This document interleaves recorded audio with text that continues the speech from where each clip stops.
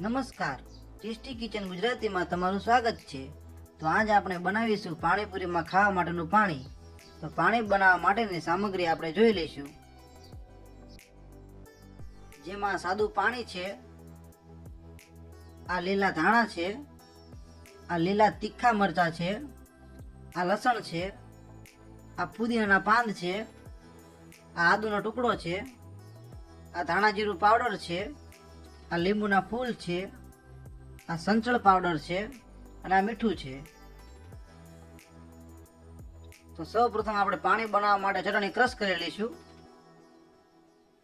તો આવી રીતના મિક્સર જારનું ખાનું લઈ લેવાનું છે, જેમાં સૌપ્રથમ આપણે ધાણા નાખી દઈશું, પછી મરચાં નાખી દઈશું, પછી લસણ નાખી દઈશું, પછી આદુનો ટુકડો નાખી દઈશું અને પછી પુદીનાના પાન નાખી દઈશું અને પછી થોડું પાણી નાખી દઈશું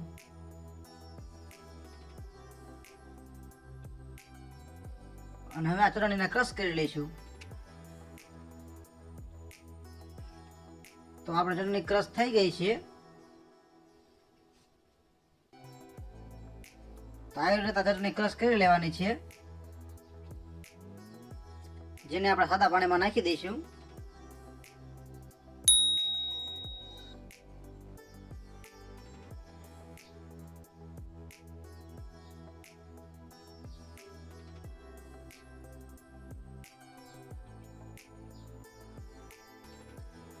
જેમાં સ્વાદ પ્રમાણે થોડું મીઠું નાખી દઈશું, 1 ચમચી સંચળ પાવડર નાખીશું, પછી થોડા લીંબુના ફૂલ નાખીશું,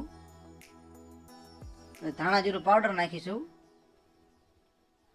અને હવે સારી રીતે હલાવી લઈશું। પાણીને સારી રીતે હલાવીને ચાખી લેવાનું। જો એવું લાગે તો લીંબુના ફૂલ અને સંચળ પાવડરને થોડું ઉમેરી લેવાનું।